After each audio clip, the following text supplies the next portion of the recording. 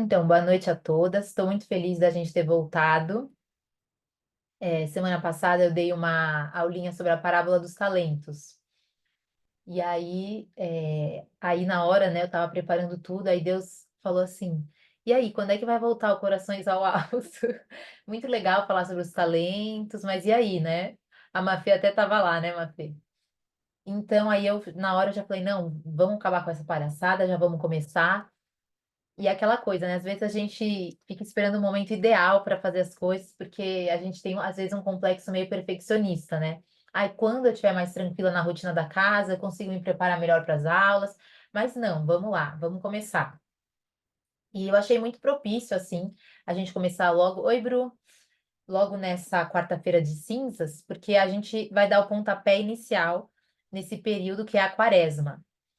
Então, eu não vou falar aqui coisas muito básicas sobre a quaresma, assim, enfim, não vou tratar especificamente, por que 40 dias, o que que é a quaresma e tal, porque eu sei que a maioria de vocês já sabe, eu vou dar uma pincelada só, e a gente vai meditar um pouco, né? Eu quero fazer um convite, assim, para todo mundo pensar como vai viver bem essa quaresma. Então, partindo do pressuposto que todas aqui têm essa vontade de se unir a Deus e ter uma comunhão, assim, ter uma união mais forte com Jesus Cristo. Então, se vocês lembrarem, né, dos anos anteriores, eu acho que ao começar a quaresma, nasce em nós uma vontade ardente de que essa quaresma seja melhor, né? Que essa quaresma seja mais bem vivida, porque sempre a gente sempre tem essa sensação de que a gente pode entregar mais. E aí, peraí, que tem. E aí que tudo gira em torno desse desejo de uma maior entrega, né? De que essa quaresma seja um momento de conversão. E é isso que vai tratar, né? Todas as leituras na missa até o encerramento da quaresma. Então, a gente vai realmente, nesse período, viver a questão da vigilância, né? Mas mais do que isso, um convite à conversão. E por que que a gente precisa de conversão? Basta olhar, fazer um recorrido pelas nossas últimas 24 horas, que ninguém precisa dar uma aula de filosofia e antropologia que não é necessário. É só a gente ver quantas vezes a gente cai, né? E até na Bíblia, né, Jesus diz que o justo cai 7 vezes 7, né? Então, o que seria de nós? Se eu tenho essa vontade, né, a partir dessa nossa aulinha de hoje, eu quero despertar nisso essa vontade maior de lutar por uma causa nobre, né, que é a eternidade. Se temos em nós esse desejo, nós vamos a todo momento querer recalcular a rota da nossa vida. Então, algumas de vocês nasceram em berço católico, mas outras passaram por alguma conversão, né? Até lá no grupo do Telegram comentaram isso, alguma conversão e que está despertando para as coisas de Deus. Mas ao longo da vida vão haver vários momentos de conversão pessoal. É preciso sempre, e é bonito, é por isso que a igreja é cíclica, né? A liturgia é cíclica. Então, todo ano a gente tem as mesmas festas, o mesmo tempo litúrgico, porque a nossa conversão é assim, da mesma forma como o nosso dia se renova também, né? Passam 24 horas, se renova, a gente dorme e no novo amanhecer nós temos uma nova oportunidade de se entregar a Deus, assim também é o ano litúrgico.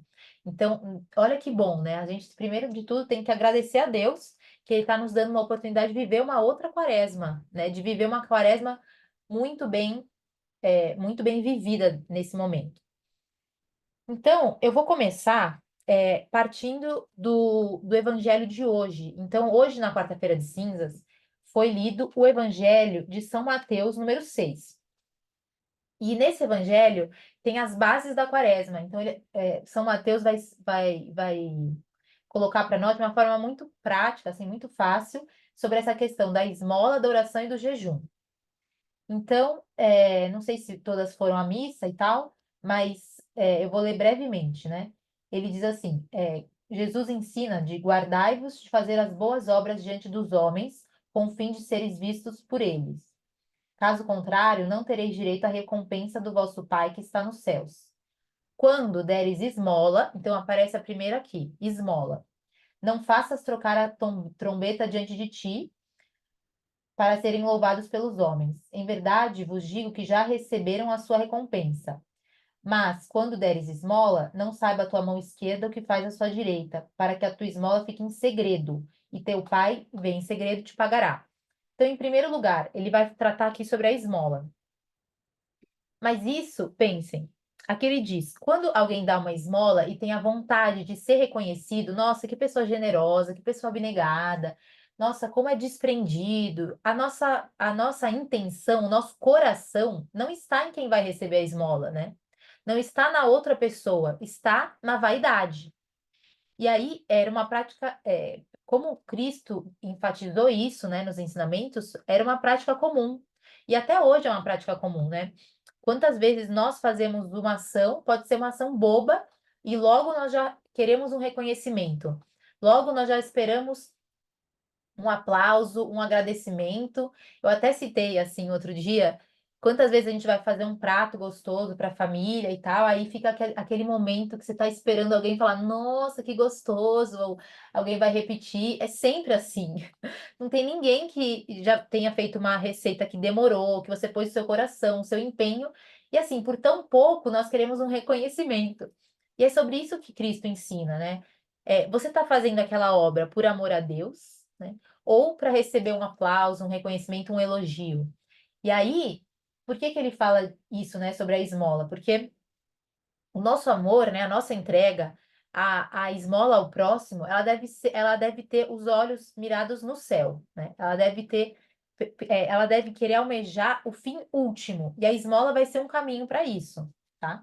Não posso querer dar esmola por dar, ou porque, eu acho que eu vou ser penalizada por isso, eu preciso ser generosa, enfim. Agora, depois ele vai dizer, né? Quando orardes, não sejais como os hipócritas. Então, aqui ele vai mostrar o segundo ponto. Então, primeiro foi a esmola, agora vai ser a oração. Quando orares, não seja como os hipócritas, que gostam de orar em pé nas sinagogas e nos cantos das praças, a fim de serem vistos pelos homens. Em verdade, vos digo que já receberam sua recompensa. Tu, porém, quando orares, entra no seu quarto, fecha a porta, ora o teu pai em segredo. E teu pai que vem em segredo te dará recompensa. Aí isso é muito interessante também, por quê? A oração, a gente até falou sobre isso aqui no Corações ao Alto. A oração é uma forma da gente estar em comunhão com Deus, é uma forma da gente se conectar com Deus. Então, só Ele importa, certo? Quando eu vou e quero demonstrar, né? Os fariseus faziam muito isso, demonstrar que eu estou rezando, é como se a gente quisesse mostrar uma aura de santidade, né? Então, nossa, gente, eu tô rezando terço. Olha, eu tô rezando terço sempre, eu rezo tão bem. Então, não é disso que se trata, né? Por quê? Porque isso também corrobora com a nossa vaidade. E a vaidade é o pecado do orgulho.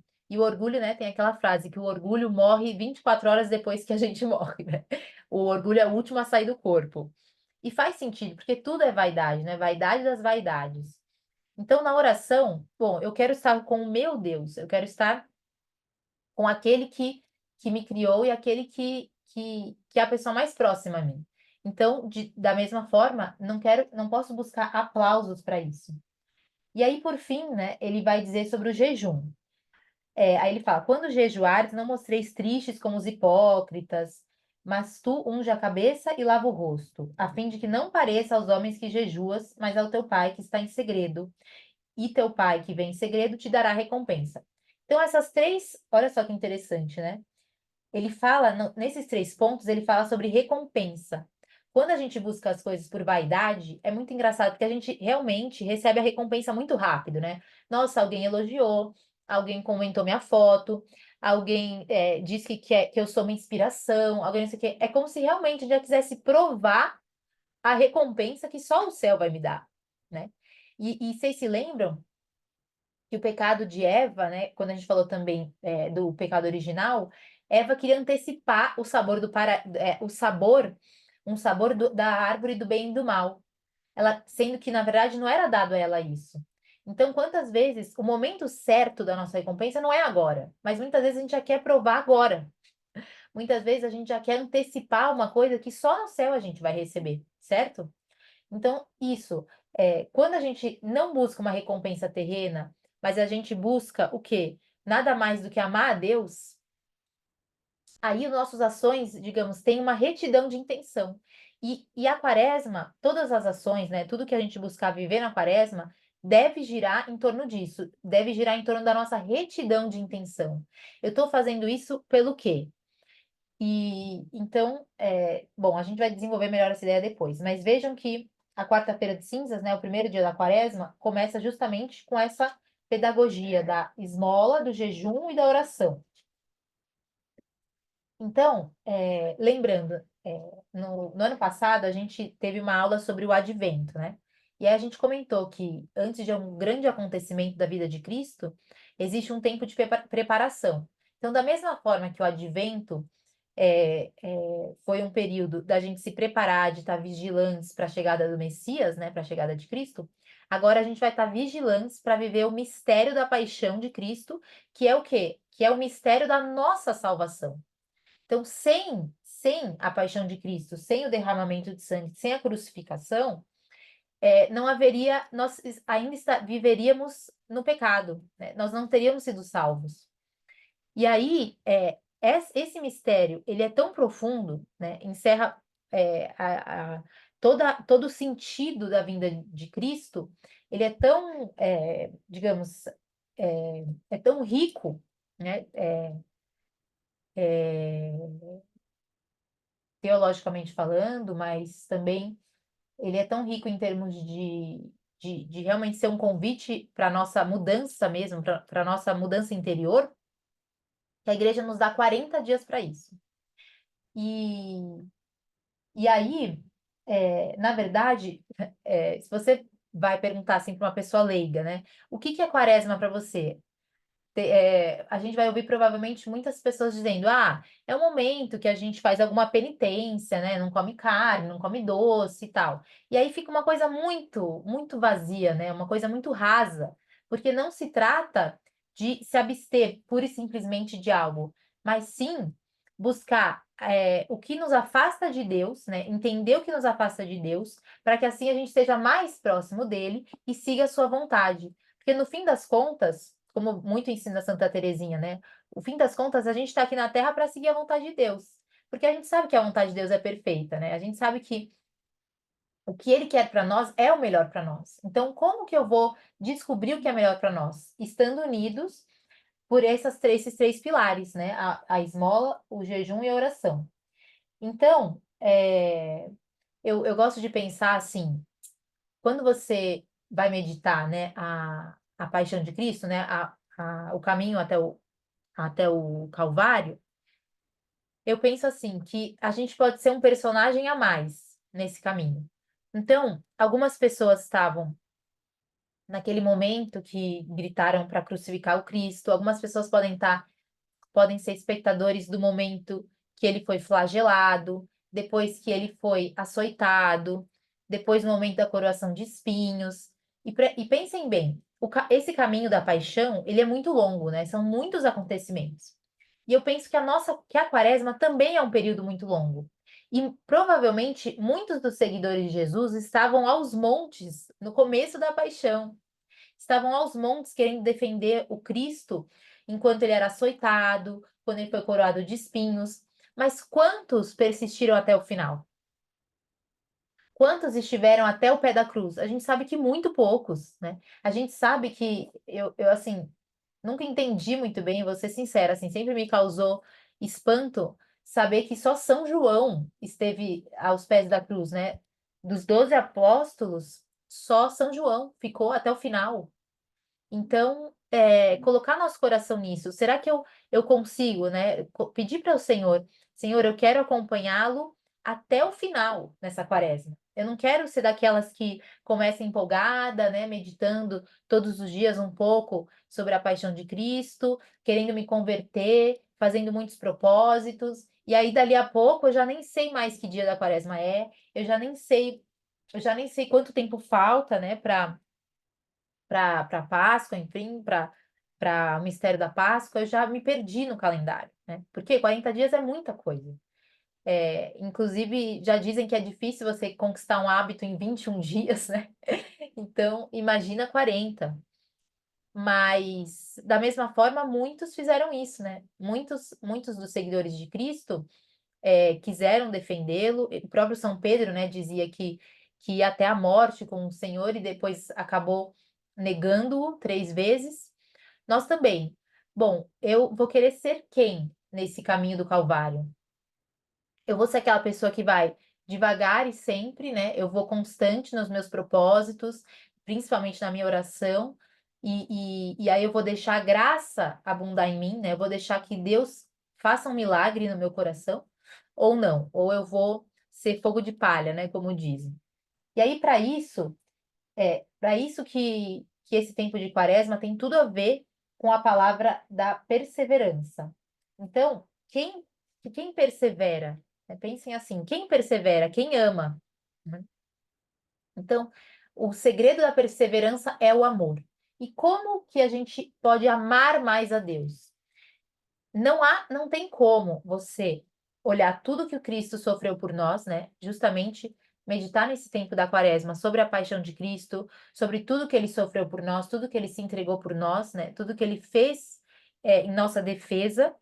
Não tem como adentrar nesse mistério e não sair com o coração alargado. Então, se você quer amar mais ao Senhor, medita mais sobre a paixão. E E aí, gente, aí é que tá, né? A igreja é muito sábia, porque ela fala para nós sobre a penitência. Eu lembro quando eu era nova, eu fui viajar para Ouro Preto com a minha família, e foi muito engraçado, assim, porque o padre. Eu já tinha ouvido que que os santos faziam penitências, né? Então, que eles se. Que eles usavam flagelos, enfim, para o corpo estar mortificado, né? E a alma estar mais elevada. E aí, dessas visitas a uma igreja em Ouro Preto, o guia falou assim: Olha, aqui você pode perceber que São Francisco passava por muitas mortificações, mas isso é coisa do passado. Ele falava assim, o guia, né? E aí eu fiquei tão confusa, porque não era o que eu costumava ouvir, né? Não era o que eu ouvia na catequese, enfim. Isso é muito antigo, isso é de tempos obscuros. E aí, aí quando terminou a visita, a minha mãe chegou pro guia, né? Eu lembro até hoje, eu devia ter uns 12 anos. Ela virou pro guia e falou assim: Olha, senhor, você está um pouco equivocado, porque a fonte da mortificação, na verdade, é você tá com o coração mais desperto, é para você estar com a alma mais desperto. E não tem, isso não é do passado, né? Você querer amar mais a Deus e você querer que a sua alma esteja elevada e mais sintonizada com Deus, não é uma coisa do passado, nunca vai sair de moda, minha mãe falou, sabe? E eu achei muito bonito, ficou muito gravado para mim. E eu achei muito interessante, assim, porque São Tomás, ele explica muito sobre o seguinte, que o homem, ele possui uma dupla natureza, né? Então, se você for ver, nós somos feitos de corpo e alma. Se nós dissociamos as duas coisas, a gente, a gente deixa de, usar todas as potências todas as potências que Deus deu para nós. Então, o nosso corpo tem que acompanhar a nossa alma. E ele só vai acompanhar quando a gente tiver uma razão bem fortalecida, bem estabelecida. E é por isso, por exemplo, que todas que estão aqui, quase 100 pessoas, todas vocês estão aqui, vocês buscam o quê? A sabedoria, vocês buscam conhecer a Deus. E quando a gente conhece, a gente estuda, a gente medita, aí, inevitavelmente, a gente vai ver que o nosso corpo não acompanha. Lembrem que o próprio São Paulo disse isso. Quando São Paulo disse, não faço o bem que quero, mas o mal que não quero, é justamente isso. Ele está convicto que ele quer seguir a Cristo, mas ele se vê muitas vezes escravo das próprias paixões, escravo do próprio corpo. Então não tem como. Eu vou progredindo na minha vida de oração e eu vou desconsiderando, né, desmerecendo o meu aspecto sensitivo, porque eu tenho meu aspecto intelectual, né?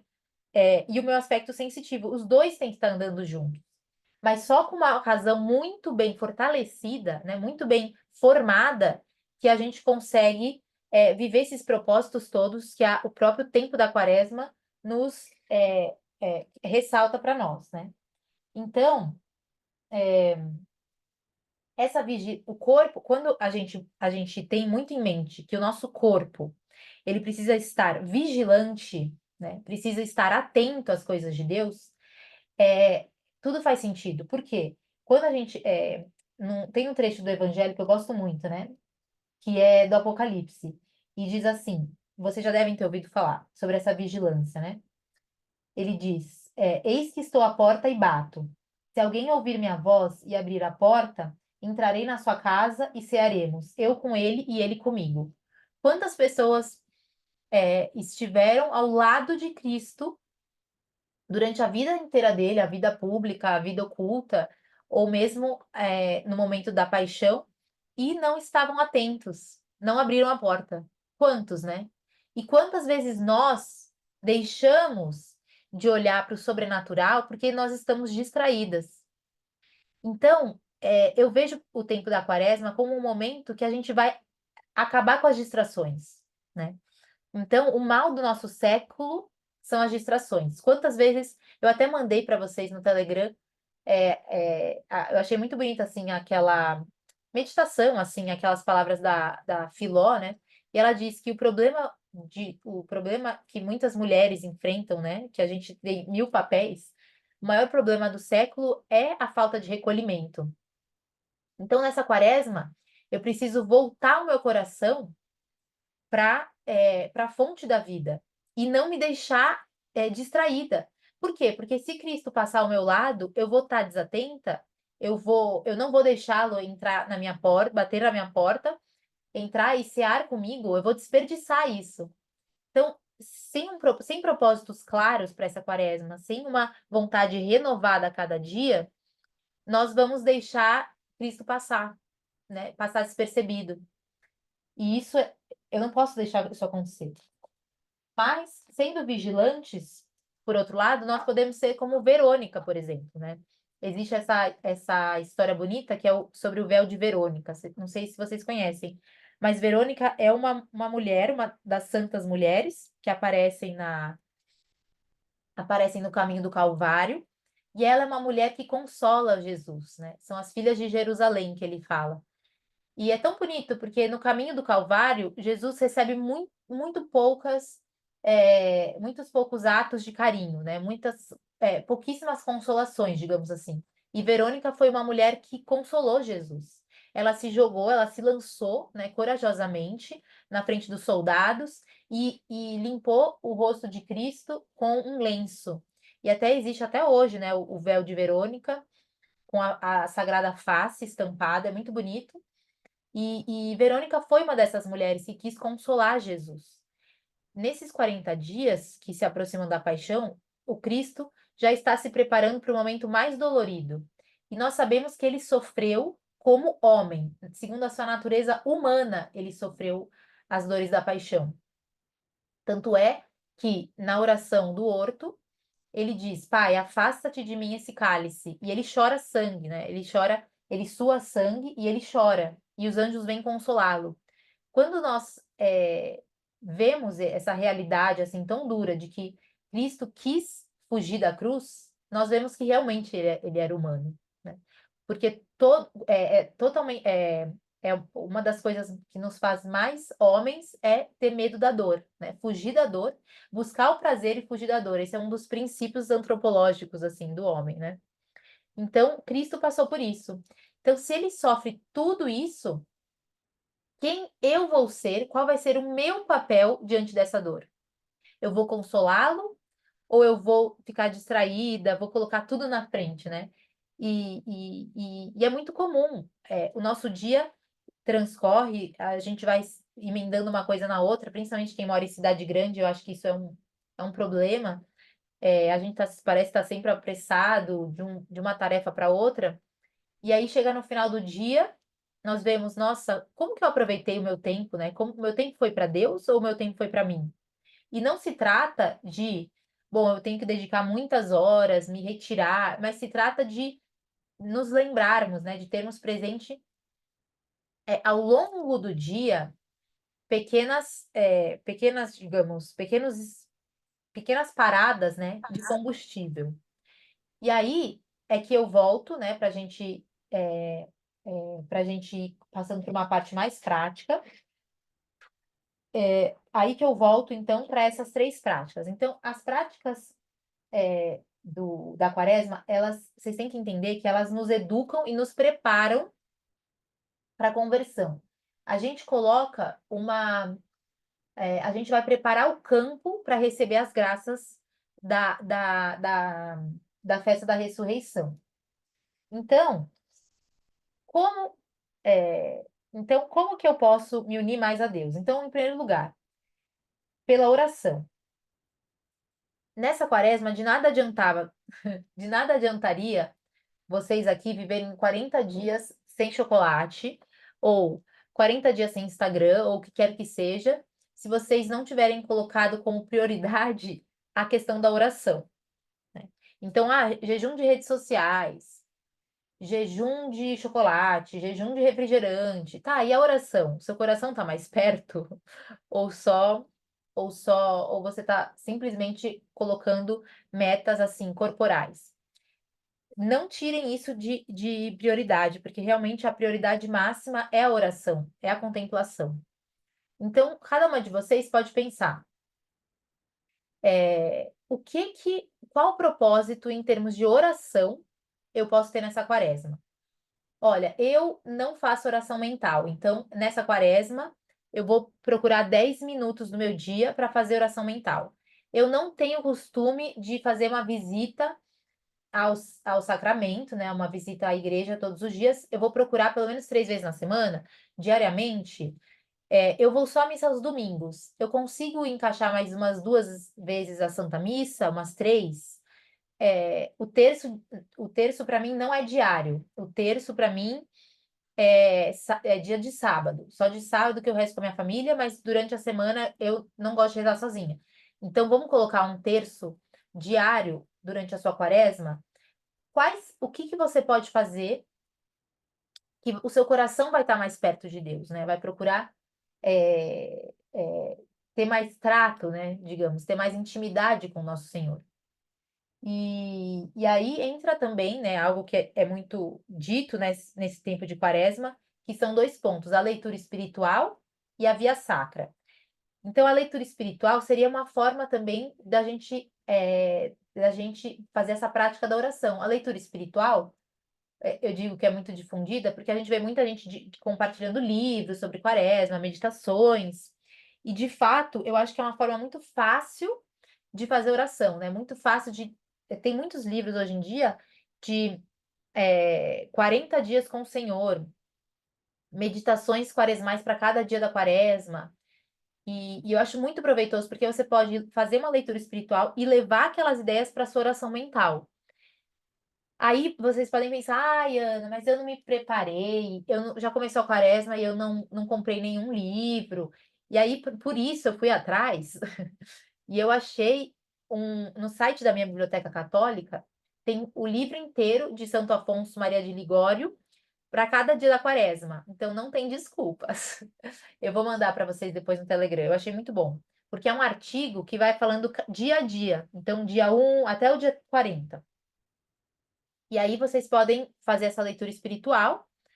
É sempre bom, claro, ler o Evangelho, né? O Evangelho, quando trata dessa parte da paixão. E isso é muito bonito. As meditações do Papa Bento XVI sobre a paixão são muito bonitas. E na internet também tem, assim, bem fácil. Então, isso, leitura espiritual. E aí, uma outra prática que eu gosto muito, eu acho que é muito eficaz, é a via sacra. Então, o que que é a via sacra? Via sacra são 14 estações, né? São 14 momentos cruciais, desde o começo da paixão até a morte de Jesus na cruz. E aí, para quem não sabe, né, praticamente todas as igrejas católicas, elas têm uns quadrinhos ao redor da igreja, e vocês podem ver em números romanos, o 1 até o 14. E é isso que significa via sacra. São esses pontos dos momentos mais importantes, assim, cruciais da vida, da paixão de Cristo. E aí, A igreja nos convida a todas as sextas-feiras, que é o dia que naturalmente, né, a gente já medita sobre a paixão, todas as sextas-feiras da quaresma, a gente poder fazer essa via sacra. Então, se vocês moram com seus pais, eu não sei, marido, irmã, amigo, enfim, vocês podem fazer em conjunto. Então, algum momento, são 20 minutos, assim, da sua sexta-feira, você pode pegar na internet as estações da Via Sacra e ler ponto por ponto, né? São 14 pontos. Pode fazer de joelhos, assim, quem puder melhor. E relembrar. É como se você estivesse lendo um livro, assim, vendo um filme na sua cabeça. É muito proveitoso. Eu acho que vale muito a pena quem puder sexta-feira fazer. E se não tiver, se tiver, sei lá, no ônibus, no trânsito, etc., tem em áudio e lê. Não precisa necessariamente um momento de recolhimento, assim. Faz do jeito que dá. Então isso, tá? E aí, de leitura espiritual, depois eu posso até colocar no grupo alguns livros que eu acho interessantes, mas, sinceramente, não vamos complicar, tá bom?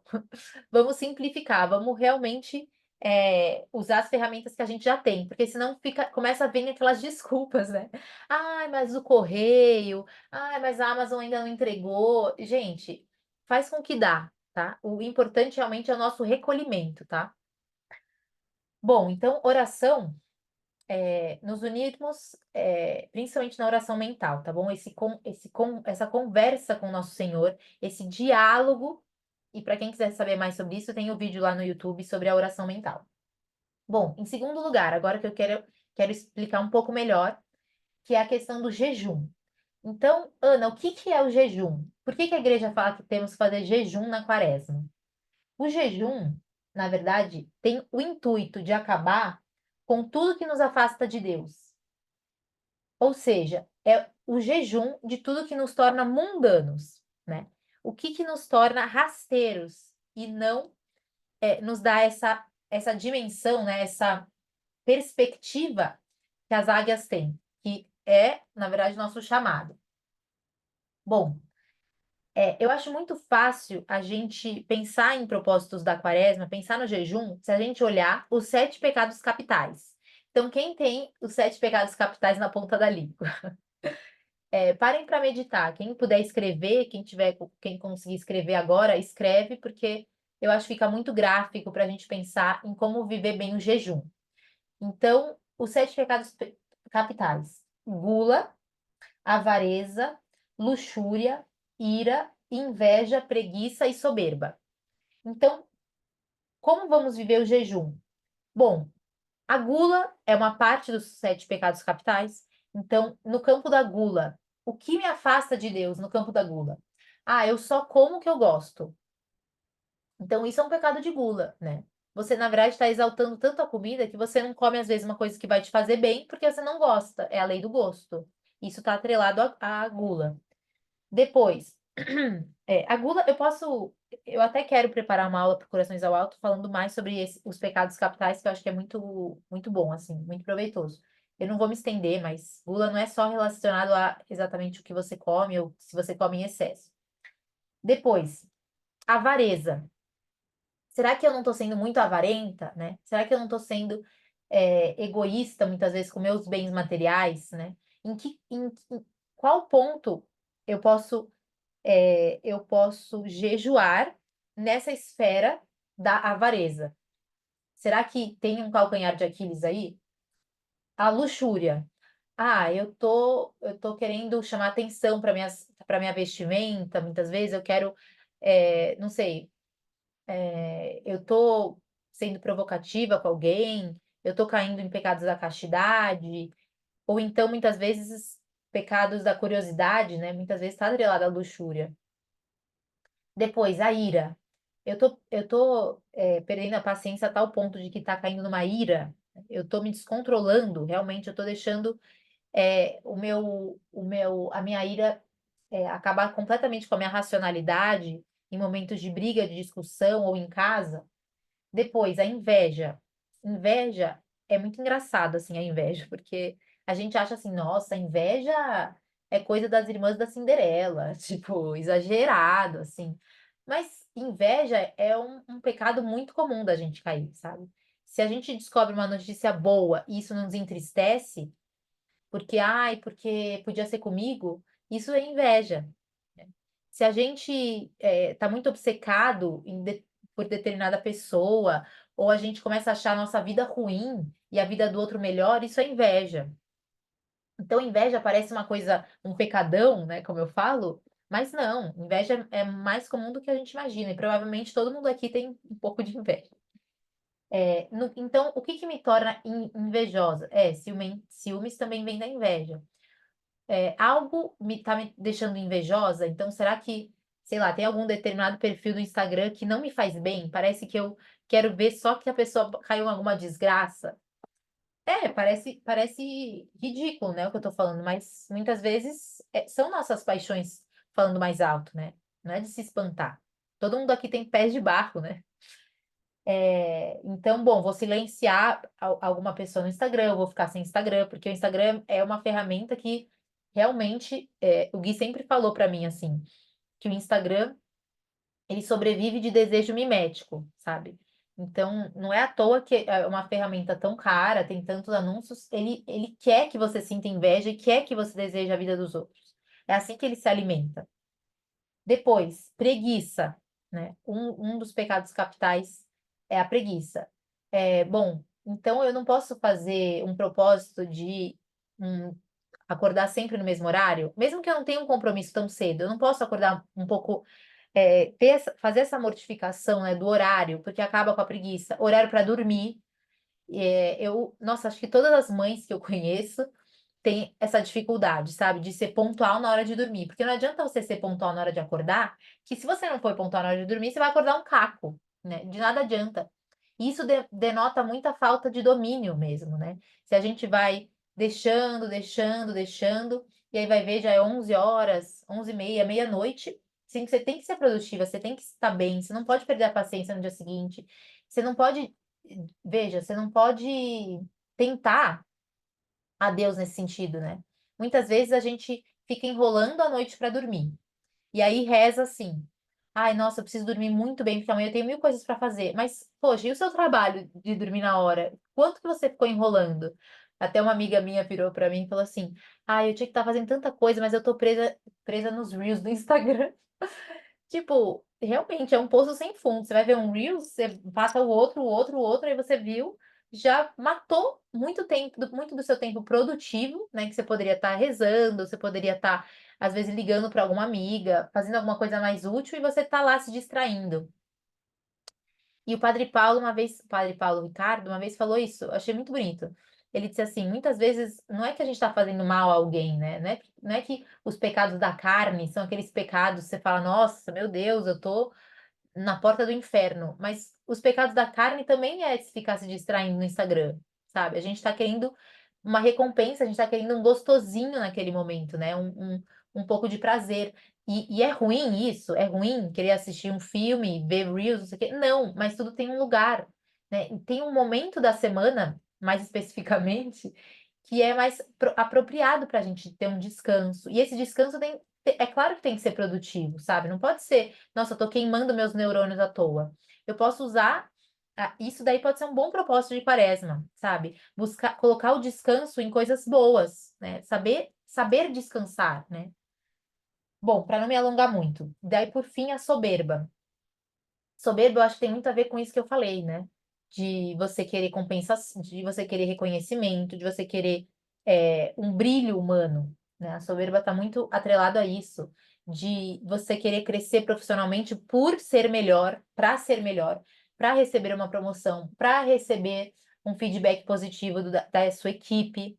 E então é isso que pode estar realmente, pode ser o ponto que Deus está esperando de nós nessa quaresma. E aí, por fim, né, a esmola.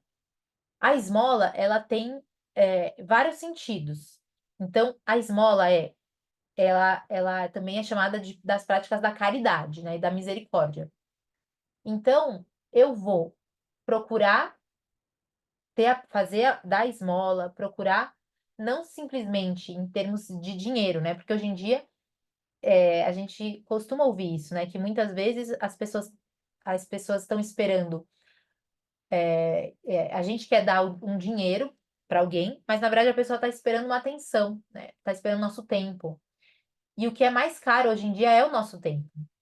Então, a gente pode pensar, bom, então tá, eu vou dar uma esmola para uma pessoa na rua, mas ao mesmo tempo, e aquela tia minha que eu não ligo há muito tempo, que ela é sozinha, que ela tá lá no interior, que ela não recebe visita, eu posso dar esse tipo de esmola também para ela. Uma ligação, mandar uma carta, cuidar dos outros, né? A esmola tem tudo a ver com você olhar para o outro e ver Cristo na pessoa, né?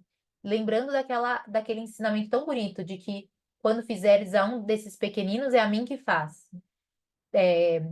E quando Jesus repreende, né, e diz: Ah, quando eu passei fome, não me deste de comer, quando eu passei sede, não me deste de beber, a esmola tem a ver com isso, olhar a necessidade dos outros. E lembrando que a maior caridade é aquela que visa a salvação da alma das pessoas. Se tem um propósito de Quaresma que é assim, quase que prioritário, eu acho, é a gente aproximar as pessoas da verdade. E mais propriamente, como a gente está falando sobre Quaresma, tentar levar as pessoas para uma confissão. Eu quero, na próxima aula, né, daqui 15 dias, eu quero muito. O nosso tema da aula vai ser sobre a confissão da Quaresma, uma confissão de vida inteira, que é boa para esse período. E eu quero falar com vocês, assim, ponto a ponto, sabe? Falar cada mandamento e as raízes de cada mandamento, para todo mundo que estiver aqui poder fazer um exame de confiança ao vivo, sabe? Exame de confiança, exame de consciência ao vivo, com um caderno e vai respondendo as perguntas que eu for falando e tal. Eu acho que é muito importante. E aí vocês podem pensar, bom, se tem alguém mais afastado, né? Às vezes eu não tenho muito convívio social, eu não tenho muitas amigas, mas poxa, provavelmente você tem uma vizinha, provavelmente você tem alguém que você pode falar de Deus, você pode se aproximar e vencer os respeitos humanos, porque muitas vezes a gente ouve o Espírito Santo falando, fala com tal pessoa, fala com tal pessoa, pergunta como que ela tá, fala que você vai rezar por ela, e a gente acaba jogando, né, como se fosse um mosquitinho, assim, as inspirações do Espírito Santo, e nessa quaresma, vamos fazer esse propósito, que a gente esteja mais atento às inspirações do Espírito Santo, para também falar sobre Deus para as pessoas, né, para mostrar, assim, que existe um caminho todo mundo foi criado para coisas grandes, né? Todo mundo foi criado para alçar voos altos e muitas vezes a gente está é, como assim, estamos tão presos ao chão, né, às nossas paixões imediatas, que a gente perde o ponto de a perspectiva, né? A gente perde o nosso objetivo final. E aí eu queria concluir dizendo que, não, eu vou dar uns exemplos, tá, de propósito de quaresma, mas lembrando que, assim, muitas vezes a gente olha a quaresma como um período de tristeza, né? Nossa, eu vou me privar de tantas coisas, eu vou ficar tanto tempo sem alguns prazeres que eu estou me propondo, e lembrar, assim, que daquela frase do Salmo, que eu acho tão bonita, que fala, provai e vede como o Senhor é bom. Muitas vezes a gente tem que provar, a gente acha que o fruto é amargo, a gente acha que a cruz, a gente sabe, na verdade, que a cruz, ela demanda muito de nós, ela está totalmente atrelada ao sofrimento mesmo. Mas Deus nos convida a provar desse fruto, né? A provar desse amor, a provar desse encanto que o Senhor nos convida. E quando a gente prova desse fruto, a gente vê como é bom. Muitas vezes a gente quer se afastar da mortificação, né? Se afastar do sacrifício, que é, digamos, como se a gente estivesse num túnel e que a gente não vê a hora de acabar, né?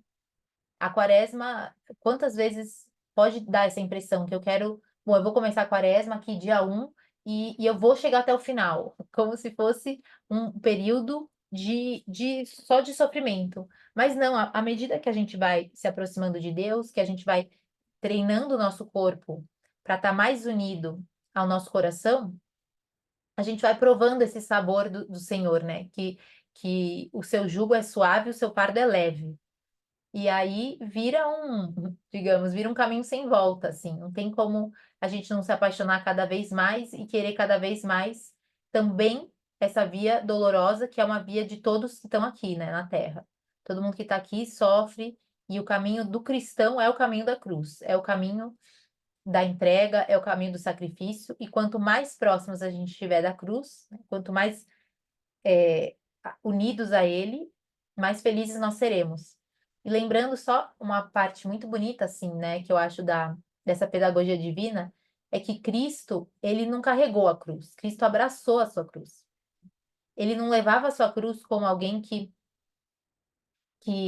só precisava chegar no topo do Gólgota e que ele queria que acabasse logo com aquilo. Ele abraçou a cruz. E isso é muito relatado no Evangelho, né? Como que o Senhor tinha amor, né? Teve esse amor à cruz, né? Quis se entregar por amor a Deus, por amor a nós. Bom, e aí, só então, só para concluir, né, eu acho que quem ainda não fez os propósitos, eu vou mandar para vocês, gente. Eu sou muito ruim de Excel, então foi uma prova de amor o que eu fiz para vocês. É ridículo, gente. Eu queria muito saber de Excel, mas assim, ainda não explorei essa ferramenta tão bem, né? Ainda não chegou essa oportunidade de fazer curso de Excel. Mas assim, de uma forma bem boba, eu fiz uma planilhazinha de controle de hábitos, né, que agora está na moda. E aí eu fiz assim, eu coloquei um campo para vocês colocarem os propósitos e depois todos os dias à noite vocês podem ir marcando. Então, bom, o que que hoje, sei lá, vai, uma coisa boba. Para alguém que tem uma inclinação muito grande à vaidade, pode colocar de propósito, se olhar menos no espelho, fazer menos selfies. Então coloca lá, olhar menos no espelho. E aí coloca sim ou não, né? Então pode colocar uma bolinha, um certinho ou um xizinho. E aí vocês falam, nossa, Ana, que coisa boba. Mas isso é muito bom, porque toda noite, se você for lendo os seus propósitos, você já vai ter mais vivo na hora de fazer o exame de consciência e você já vai ter um propósito melhor para o dia seguinte, né? Você vai ter mais claro como que vai ser o seu dia, no que você vai prestar atenção. Então, vamos supor, hoje eu perdi, sei lá, eu tive gula, né? Eu quis repetir. Então, amanhã, como que eu vou fazer para que eu me lembre de não depender tanto, né, do momento da refeição, de eu poder pensar em outras coisas, me ocupar de outras coisas e não virar todo o meu dia para aquilo, né? Então, enfim, eu acho que pode ajudar bastante vocês. E aí, eu até ia dar uma sugestão, tá? Porque são 40 dias. Se algumas de vocês acharem melhor, vocês podem fazer, por exemplo, nas primeiras linhas, vocês podem colocar 3 propósitos que vocês vão viver na próxima semana. E aí você marca, você pode colocar, tipo, um marca-texto assim, sabe, na linha, com a coluna, juntar. E aí você tenta viver esses propósitos na próxima uma semana. E aí, se você acha que está valendo a pena, você continua com aqueles e pode acrescentar mais alguns. Ou não, você pode pegar só 3 propósitos, 2 propósitos e ir até o final. Mas eu acho que é importante vocês não pensarem, né? Talvez ajude não pensar que são 40 dias. Vocês podem pensar que são blocos de dias. Pode ajudar. E aí, ao longo da semana, vocês olham para aquele controle de hábitos, né? Controle de propósitos e fazem um balanço. Olha, esse daqui eu já estou tirando de letra. Então, enfim, eu queria compartilhar uma coisa bem pessoal que eu lembrei agora. Eu nunca falei isso, acho que para ninguém, mas é muito bonito. Que o meu pai é falecido, né? Então, eu perdi meu pai quando eu tinha 11 anos. E meu pai sempre foi uma referência. Uma época eu falava com um sacerdote que era o mesmo diretor espiritual dele. E o meu pai morreu santamente, assim, ele teve uma doença, ele teve câncer e ele era um homem santo, assim, de verdade. Nunca ouvi ele reclamar, ele era sempre alegre, sabe? Eu só tenho lembranças boas. E aí, uns anos atrás, eu achei um caderninho dele de oração. Aí eu falei para minha mãe, mãe, será que eu posso ler, né? Porque é meio pessoal. Aí ela deu uma lida e falou, pode ler. E eu achei muito fofo, porque tinha umas anotas, um propósito assim, propósitos diários. E ele dava aula, né, na faculdade, e ele ia de ônibus. E aí ele escreveu que uma pequena mortificação para ele era não sentar na janela do ônibus. Eu achei muito lindo isso, porque não sei, na época que eu andava de ônibus, eu ficava torcendo para ter lugar na janela, né? Então você quer ficar olhando a paisagem, você quer meio que relaxar, né, durante a sua viagem de ônibus. E sem pensar que no meio, quando você tá no corredor, tem um monte de gente esbarrando, tem mochila, né? Enfim, eu achei bonito isso, porque ele quis oferecer algo para o Senhor que era uma coisa pequena, né? Então, era uma coisa cotidiana, todos os dias ele pegava ônibus para ir e para voltar. Era uma coisa pequena, mas quanto valor não teve para Deus? Né? Quanto valor em coisas pequenininhas? Olha, Deus, por ti eu ofereço de ficar no corredor, mesmo que tenha a opção de ficar na janela. E a nossa vida é assim, né? A nossa vida ela é cheia de pequenas oportunidades que a gente pode oferecer. Eu poderia sentar na janela, mas por amor ao Senhor, eu não vou seguir o que eu quero, né? Eu poderia pegar mais um pedaço de bolo, eu poderia comprar mais uma roupa que está na promoção, né? Eu poderia ouvir mais a pessoa me elogiando, ou sei lá, eu poderia contar mais e ouvir menos. Eu poderia, mas onde está Deus, né? Onde está Deus? Então, eu vou estar atenta e ouvir o que o Senhor quer me dizer, ou eu vou estar distraída e não ver que Deus passa ao meu lado e que vai bater na minha porta e eu vou abrir. Então é isso, gente. Para hoje era mais ou menos essas ideias.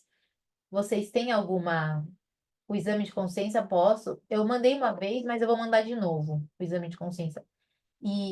Gente, só último recado, tá? Depois, quem quiser, pode ligar o microfone e conversar. A gente tem uns minutinhos de dúvidas. Quem quiser mandar no chat. Mas só a última coisa. Não sejam os atrasados do Enem da confissão. Porque é muito engraçado, assim. Você vê quarta-feira, antes da quinta-feira santa, as igrejas lotadas. Aí você vê, ai, que absurdo, não tem horário de confissão, não tem mais horário. Gente, tem 40 dias, tá? Então vamos calcular mais ou menos que dia que daria para. Tem gente daqui que precisa marcar, né? Tem paróquia que você tem que marcar, agendar seu horário com o padre, porque o padre não fica disponível, cidade do interior. Então já agenda, gente, já fala, olha, daqui 30 dias eu vou querer horário tal com o padre. E em vez da gente culpar a igreja, né? Falar, ai, que absurdo, não tem confissão. Vamos fazer o que a gente precisa e a gente vai se santificar nisso, né? Quanto mais difícil for, mais valor vai ter para Deus, vocês podem ter certeza. Então, vamos usar nossa ordem para se prevenir, tá bom?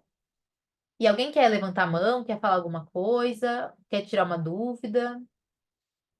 Alguém quer falar alguma coisa? Obrigada, Esther. Seu nome é lindo. Alguém quer falar, gente? Oi, Viviane. Eu adoro quando vocês ligam a câmera. Tudo bem? Pode falar, Ayan. Quer falar pelo microfone?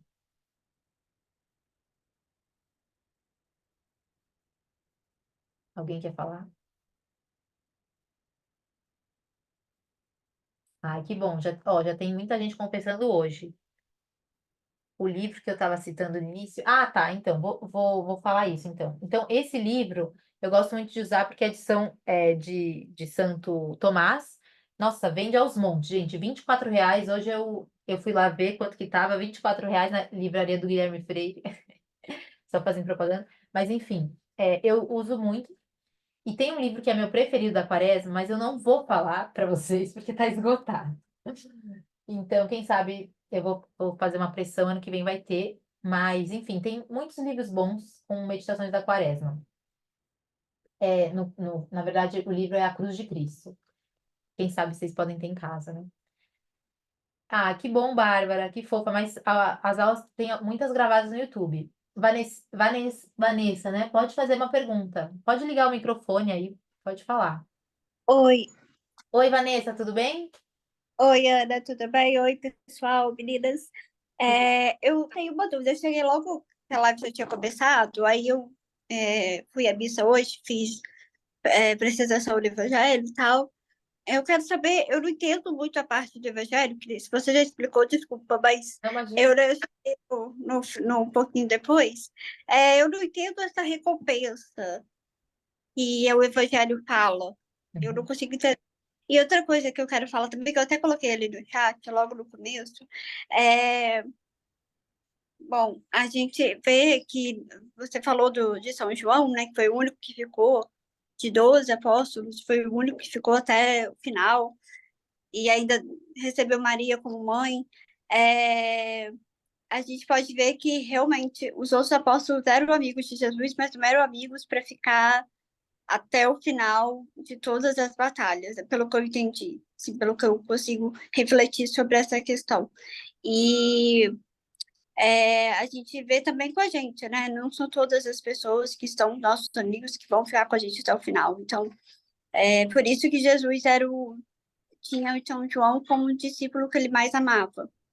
Porque ele sabia que, e eu coloquei isso ali no chat, que ele sabia que ele era o único que ficaria até o final. Então, mas isso não quer dizer que Pedro era uma pessoa, não era um bom amigo. Ele era um bom amigo para Jesus, só que não para perseverar como Jesus gostaria e como São João fez. Então, por isso que Jesus gostava tanto de São João, né? Porque ele já sabia que ele ia ficar até o final. E ele ainda, muito gentil, né? Muito generoso, ele nos deu aquilo de mais precioso que ele ia deixar na terra, que era a mãe dele, né? Que era Maria. Então, ele deu para São João e deu para gente também. Então, é o que eu quero falar. Aí, quero saber da recompensa, que eu não consigo entender. Eu sempre li esse evangelho, mas eu nunca consigo entender que recompensa é essa que Jesus fala que os hipócritas já receberam. Então, é a recompensa nesse sentido de que você vai receber um elogio. Então, quando ele diz que quem, quem ora para ser visto, eles já recebem a recompensa, porque eles vão ser vistos. Ou seja, Ah, a finalidade deles já está sendo concretizada. Eles colocam o desejo puramente humano, que é o brilho humano, brilho mundano, né? O reconhecimento dos homens. E aí que está a recompensa deles. Mas quando a gente faz uma obra para Deus, a nossa recompensa provavelmente, talvez não venha nessa terra, né? Nessa vida. Quando a gente faz uma obra para Deus, a gente está mirando nosso tesouro no céu. Então, por isso que o nosso Pai que vem em segredo nos recompensará. Nesse sentido de ah, que nada passa despercebido diante de Deus, né? Então, que não, a gente não precisa depender que as pessoas vejam, aplaudam, ou, ou então, por exemplo, eu vejo muito isso em termos de discussão. Quantas vezes a gente está discutindo com alguém, a gente quer ter razão, quer ter razão, quer ter razão. Se a gente calar e deixar a pessoa ter razão, tudo bem, porque Deus sabe que a gente está tendo razão, sabe? Então Deus vai, assim, digamos, Deus já entende isso. Eu não preciso ficar até o final na discussão só porque uma pessoa vai falar, olha, realmente, agora você ganhou. Porque provavelmente nunca vai acontecer, né? Quando tá uma discussão assim muito acalorada, ninguém vai reconhecer. E aí quem que vai ter razão, né? Então, nesse momento de calar e oferecer para Deus, falar, Deus sabe, sabe? Aí a gente desapega da opinião alheia, entendeu? uhum. Entendi. Ah, então tá, foi bem parecido. Obrigada, Ana. Muito Nada. E é obrigada. bonita essa imagem de São João que você falou, porque São João está muito. Como ele era o discípulo mais jovem, tem muito essa associação de que São João ele seguiu a via do celibato, né? Então Uhum. ele entregou de fato, tem muita associação aos sacerdotes, né? A figura de São João. E também a pureza de coração. E aí, É, aquilo de que tem aquela bem-aventurança, né? Que os puros verão a Deus. Tem é muita verdade. a perseverança dele pela pureza do coração também. E é engraçado que o evangelho dele é o último que a gente tem que estudar porque é o mais difícil, né? O É, mais profundo. E também São João, ele fala logo no final do evangelho dele que o que está na Bíblia foi um pouco do que Jesus fez. Jesus fez muito mais do é muito que linda está. essa parte. Então, assim, a gente nem imagina, né? Porque se a Bíblia já é pouco do que Jesus fez, imagina o que ele realmente fez, né? Mais além da Bíblia. Então, é muita coisa, assim, que a gente só vai saber mesmo no paraíso. É E outra verdade. coisa só para encerrar, é, São João discípulo é diferente do São João Batista, que às vezes as pessoas confundem isso. Tem uma diferença porque São João Batista, quando Jesus morreu, já tinha morrido. Então, é diferente dos outros. Só para. Porque já é uma confusão que eu já tive várias vezes. É verdade. Obrigada, Obrigada. Vanessa. Que fofo. Então, alguém quer falar mais alguma coisa? Ai, que legal, Beth. Pode mandar. Se você puder mandar no grupo, acho que todo mundo vai gostar. Só uma coisa, gente, que eu esqueci. Olha que legal. Mandaram pra gente esse livro aqui do Centro Dom Bosco e eu fiquei chocada, assim. Eu não imaginava que era tão bom. Para quem quiser, mas assim, é o Evangelho de Jesus. Olha só, cada parte do Evangelho tem comentários dos padres da igreja sobre o Evangelho, com mapas e ilustrações. Então, eu fiquei impressionada, assim. Todas as páginas têm um mapinha, tá vendo, ó? Eu achei muito lindo, porque, olha só, toda página tem onde que sucedeu tal acontecimento. É muito bom para catequese. E aí, também tem simbolismos de quadros. Olha só que bonito, para a gente entender melhor os pontos do Evangelho, ó. Dá para ver? É bem extenso, assim, é muito lindo. Eu nem acreditei, é uma obra de arte. Aí eu falei, nossa, eu vou falar para o pessoal, porque realmente esse livro é fantástico, assim, para meditar, para entender bem, né, sobre os passos de Cristo na Terra. Muito lindo mesmo. Então é isso, gente. Vamos terminar. Ah, eu vou mandar para vocês o link da minha biblioteca católica. Eu já tenho aqui, na verdade, já ia divulgar, mas eu não quis deixar spoiler. E eu não sei se está na livraria do Gui, mas eu vou ver se conseguem dar um cupom para vocês. Porque eles mandaram de presente pra gente. Eu vou perguntar se tiver um cupom, eu vou mandar no grupo, tá? Então é isso. Alguém sugeriu da gente fazer uma oração no final da aula, achei muito legal. Então vamos fazer uma oração. Em nome do Pai, do Filho e do Espírito Santo. Amém. Senhor, tu sabes que nós estamos aqui querendo amá-lo mais, conhecer-te mais. Que o Senhor purifique o nosso coração, que o Senhor infunda em nós a fé, a esperança e a caridade, para vivermos bem essa quaresma, para sermos perseverantes e alcançarmos os frutos da vida eterna. Que o Senhor abençoe cada uma que assistiu essa aula, que vai assistir também depois, as famílias, e pela conversão das almas, pela conversão dos pecadores. Em nome do Pai, do Filho e do Espírito Santo. Amém. Obrigada, meninas. Foi muito bom estar com vocês. E daqui 15 dias, então, a gente faz um novo encontro. A gente vai fazer juntas um exame de vida inteira, tá bom? Ó, minha mãe. Oi, mãe. Que fofo. Tchau, gente. Um beijo. Fiquem com Deus. Até daqui 15 dias. Tchau. Tchau, Ana. Obrigada. Tchau, obrigada. Tchau, tchau. Tchau.